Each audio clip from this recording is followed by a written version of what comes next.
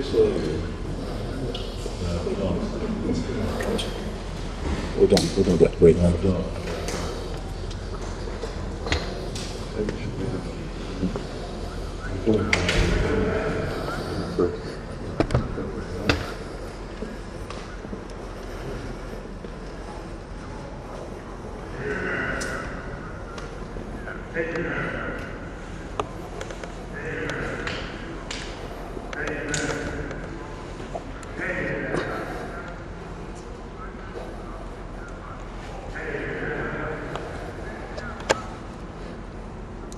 Raise it up now. Raise it up.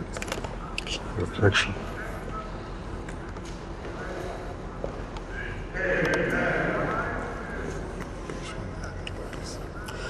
See Oga. Let's see Oga. Zoom this thing.